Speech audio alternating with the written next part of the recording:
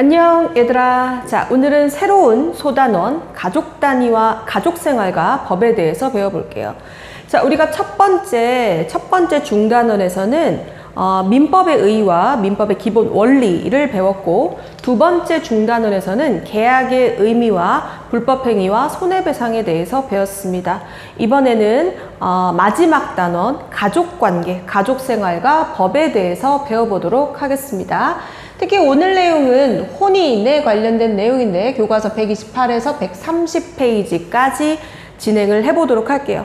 자, 너네도 지금 이 수업을 듣는 너희도 결혼을 할 수 있는데 잠시 뒤에 소개해 줄게요. 결혼하고 싶은 친구들 집중하세요. 바로 들어가겠습니다. 혼인. 자, 혼인이 되려면 혼인이 성립되기 위한 조건이 필요하겠죠. 그래서 혼인이 성립되기 위한 실질적 요건이 필요합니다. 혼인이 성립되기 위한 실질적 요건, 실제 필요한 요건. 자, 그 첫 번째 조건은 바로 뭐냐면, 자, 당사자의 결혼하고 싶다라는 결혼하고 싶다라는 의사가 합치해야 되는 게 첫 번째 조건입니다. 그래서 나랑 결혼해 줄래? 청약. 나 너랑 결혼하고 싶었어. 승낙. 청약과 승낙이라는 두 사람의 의사가 합치해야만 혼인이 성립된다는 거. 자, 이때 이런 경우가 있을 수 있는데, 자, 사기. 이 사람이 돈도 하나도 없는데 여자 돈을 보고 사기를 쳐서 난 의사고 어쩌고 저쩌고 집에 돈도 많고 막 직업도 속이고 나이도, 자, 사기를 쳤어요. 이런 경우. 또는 강요라고도 하는데, 강박. 자, 내가 결혼하고 싶은 여자를 납치해서 너 나랑 결혼할 거야 안 할 거야, 안 그럼 너 때린다 라고 강박, 협박 같은 거를 하는 경우를 얘기하는데, 자, 이런 경우에 너무 무서우니까 알았어 결혼할게 라고 얘기는 했죠. 하지만 이 사기나 강박 같은 경우에는 상대방을 속이거나 상대방에게 억지로 의사를 끌어내는 거기 때문에 이런 경우에는 혼인을 취소할 수 있습니다. 자, 취소할 수 있다는 거. 자, 또 하나, 진짜 이런 일이 있었는데, 사생팬이 본인이 좋아하는 아이돌 가수의 주민번호를 알아낸 거예요. 그래서 혼자 시청에 가가지고 저 이 사람이랑 결혼할 거예요 라고 해가지고 문서를 만들어가지고 혼자 혼인신고를 했어요. 자, 물론 걸렸지만, 자, 이런 경우에 당사자 상대방의 동의가 전혀 없었죠. 상대방의 동의가 전혀 없이, 다시 말해서 자유의사, 상대방의 의사 전혀 없이 혼자 이루어진 이런 혼인 같은 경우에는 아예 처음부터 무효가 됩니다.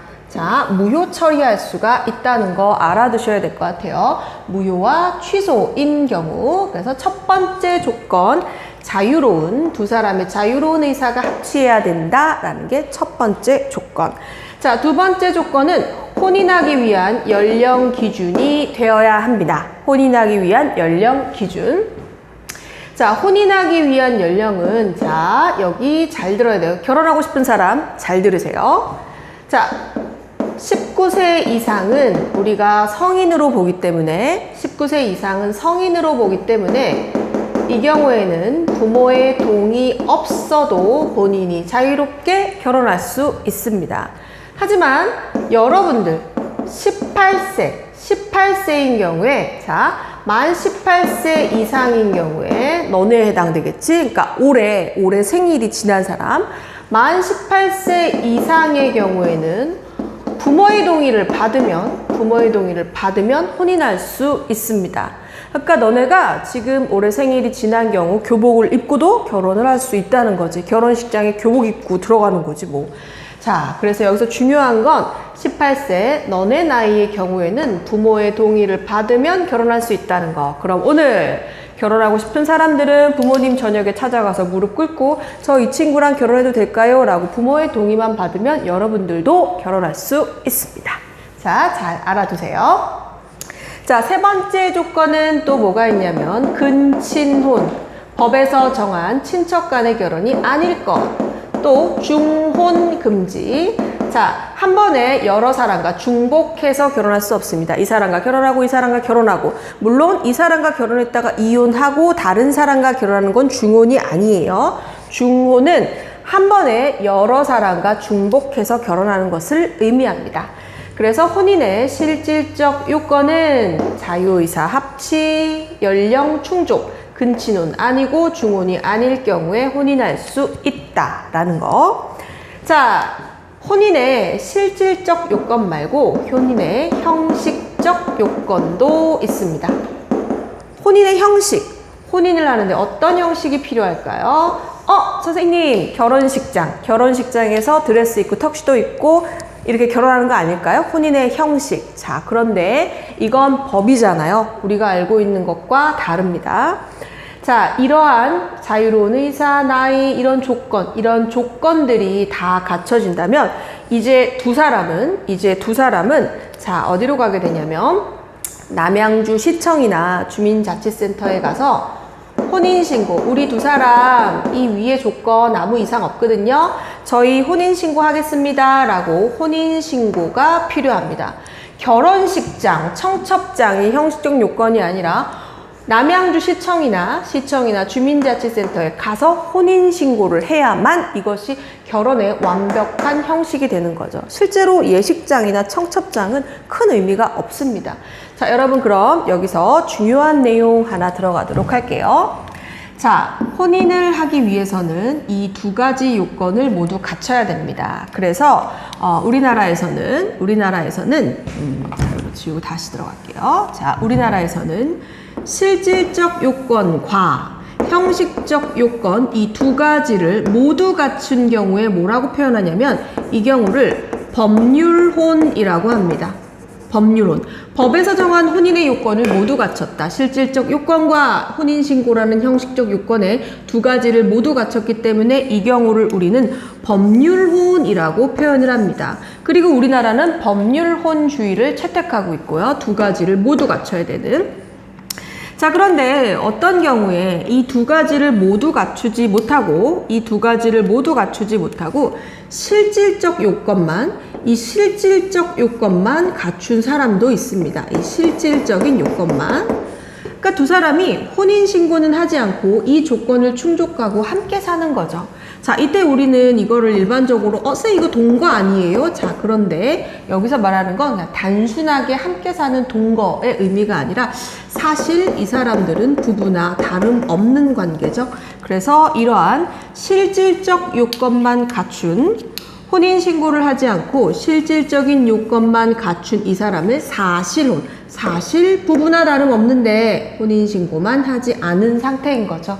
그래서 여러분들 반드시 법률혼과 사실혼이 무슨 차이가 있는지를 명확하게 구분을 하셔야 됩니다. 자, 굉장히 중요하고 필기 꼼꼼하게 해놓으세요. 자, 그럼 여기서 아까 18세 이상 부모의 동의를 얻어 결혼할 수 있다라고 했죠? 자, 그럼 이 부분 조금 더 꼼꼼하게 들어가 보도록 하겠습니다. 자, 우리 민법에서는 사실은 18세, 여러분 나이는 미성년자예요. 미성년자인데 부모의 동의를 얻어서 결혼하는 순간 우리 민법에서 야, 너 씨 고등학생인데 결혼했네. 오케이, 넌 앞으로 성인과 다름없는 위치에 있어. 성년의제 단어 알아두셔야 돼요. 단독 출제는 되지 않지만 문제에서 항상 언급하는 내용들입니다. 너는 사실은 미성년자 나이에 다름없는데 와, 너 동의 얻어서 결혼했네. 와, 법률혼이니? 와, 대단한걸? 그럼 넌 이제부터 성인이나 다름없어 라는 내용이 성년의제, 성인으로 취급해주는 거죠. 단 조건이 있습니다. 성년의제에 조건이 있는데 자, 그 조건이 뭐냐면 첫 번째 18세 이상의 미성년자가 자, 18세 이상이 부모 동의를 얻어 법률혼을 한 경우입니다. 이 경우에만 우리가 성년의제로 인정하고 있어요. 그래서 부모의 동의를 얻어서 혼인한 경우, 이때의 혼인은 법률혼입니다. 자, 그럼 이때 이런 상황에서 이렇게 혼인을 하게 되면 무슨 일이 생기냐면 이제부터 여러분들이 교복을 입고 1억짜리, 3억짜리 집 거래를 할 수 있어요. 집 거래를. 원래는 안 돼요. 그런데 이렇게 성년의제가 되면 단독으로 지금까지 배웠던 계약 같은 큰 금액의 계약을 할 수 있죠. 단독으로 유효한 이제 법률 행위가 가능해집니다. 단독으로 유효한 법률 행위가 가능해진다.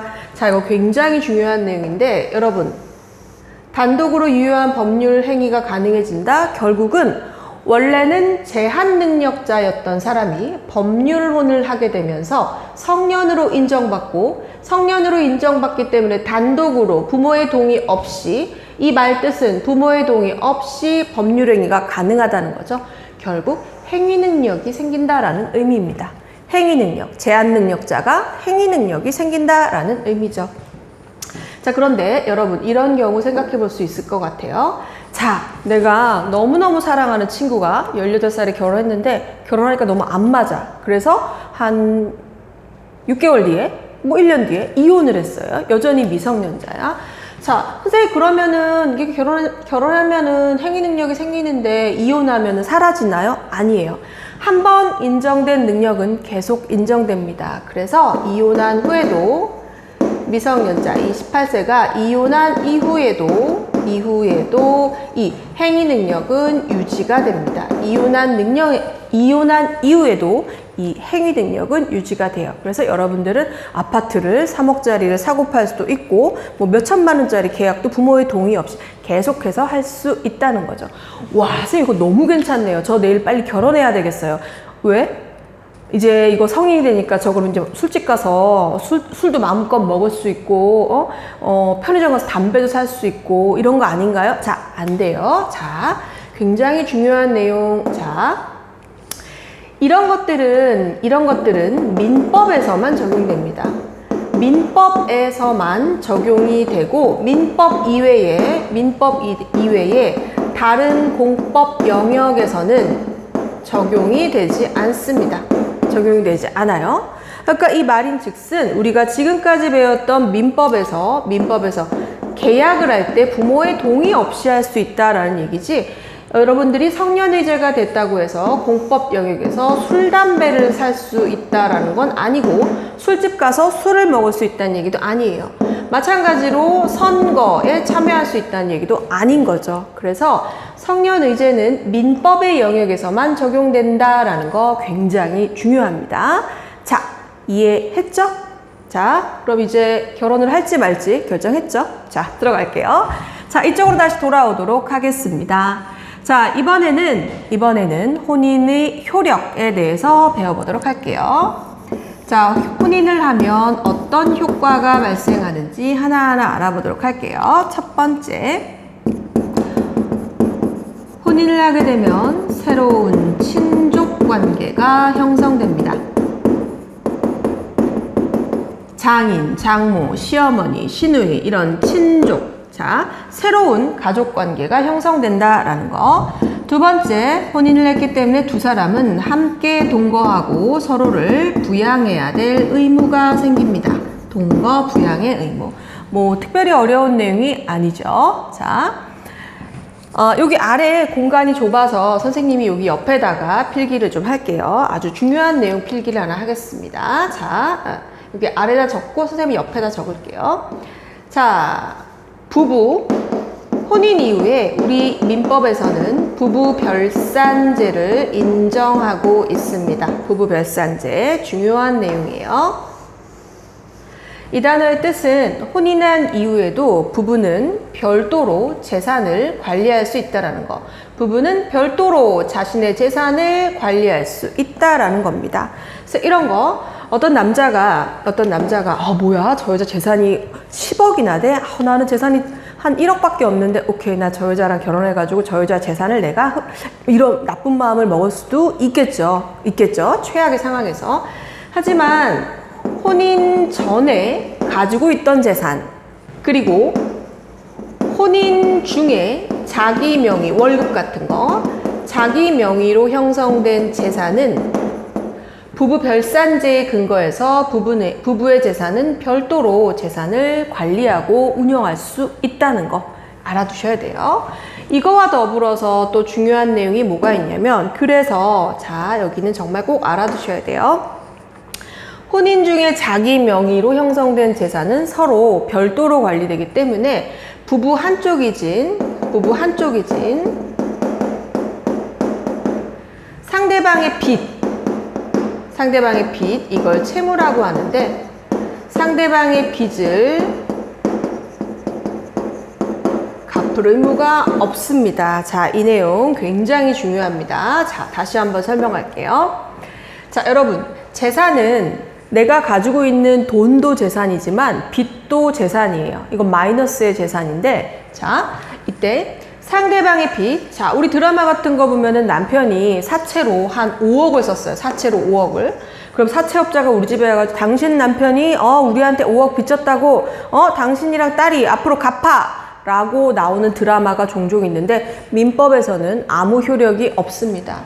왜냐하면 부부 별산제의 근거에서 남편의 빚은 남편의 별도의 채무이기 때문에 아내나 딸이 갚을 의무는 전혀 법적으로 없다는 거. 그래서 부부 별산제의 근거에서 상대방의 빚, 이걸 채무, 돈을 갚을 의무죠. 갚을 의무가 없다라는 거 반드시 알아두셔야 돼요. 자, 그리고 하나 더. 자, 일상가사 대리권.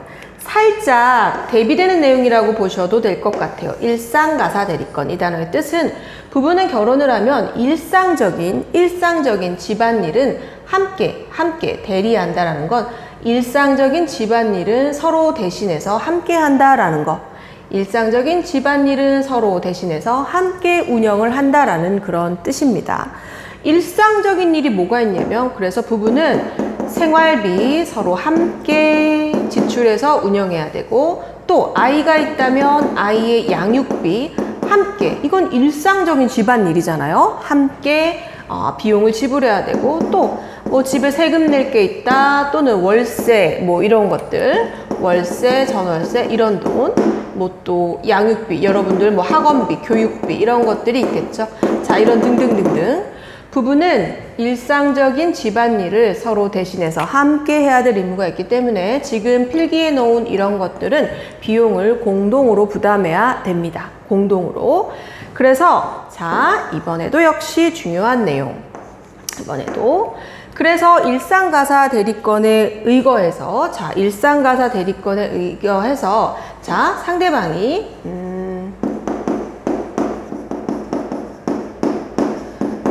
그래서 상대방의 채무에 대해서 자, 이거랑 대비해서 알아두셔야 돼요. 상대방의 채무에 대해서 공동으로 부담해야 된다 이런 표현을 쓰거나 또는 출제자에 따라서 연대 책임을 져야 된다라는 표현을 쓰는 사람이 있습니다. 말이 조금 어려운데 얘기 들으면 되게 쉬워요. 자, 여기 어떤 슈퍼가 있어요. 여기 슈퍼가 있는데 자, 아내가 반찬거리를 사려고 슈퍼에 갔는데 깜빡하고 지갑을 안 가져간 거예요. 아내가 리본 좀 달아놓을게요. 사장님 죄송한데 제가 깜빡하고 돈을 안 가져왔어요. 이거 2만 원 정도 나왔죠. 제가 이따가 저녁에 갖다 드릴게요. 자, 그런데 이 아내가 깜빡하고서 돈을 안 드린 거예요. 그런데 이 슈퍼 사장님이 그 양반이 2만 원 준다고 그랬는데 왜 돈 안 주지? 라고 생각을 하고 있는데 이 사람의 남편이 딱 지나가고 있던 거예요. 그런데 슈퍼 사장님이 저기 김씨 이 남편을 불러서 저기 아침에 아내분이 2만 원 빚지고 갔어요. 아마 깜빡했나 봐. 이거 대신 좀 줄 수 있어요? 라고 했을 때 그럼요. 제가 드릴게요. 라고 준다는 거죠. 자, 그러니까 이런 일상적인 생활비는 아내가 진 빚이지만 남편이 공동으로 부담해야 된다라는 얘기입니다. 왜? 일상가사 대리권에 의거해서. 다시 돌아올까요? 상대방의 채무. 아내가 슈퍼에 2만 원 갚아야 될 채무가 있죠?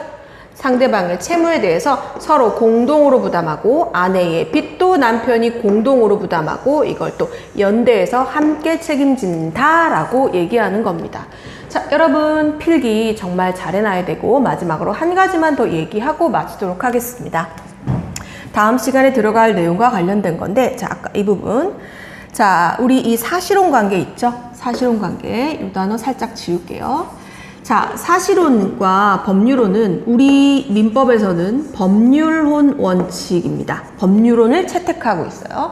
그래서 사실혼 관계인 사람은 약간 좀 사실혼 관계에 있는 사람에 대해서는 자, 이 사람들은 혼인 신고를 하지 않았기 때문에 친족 관계, 친인척 관계가 발생하지 않아요. 그러니까는 실제로 시어머니, 시아버지 관계가 아닌 거죠. 실제로는 법적으로 친족 관계, 여기 나와 있는 친족 관계가 법적으로 만들어지지가 않고, 또한 다음 시간에 배울 내용인데, 자, 남편이 죽어서 10억의 재산을 남겨도 부인은 상속받을 수가 없어요. 왜? 혼인신고를 안 했으니까. 그래서 이거 하나 알아두셔야 될 것 같아요. 자, 바로 사실혼 관계는 법률혼 관계와 달리 친족 관계가 발생하지 않고 부부간의 상속이 발생하지 않는다라는 거. 자, 여러분 오늘도 많은 내용을 했네요. 수고했고 칠판 내용 필기 꼼꼼하게 해두세요. 수고했어요.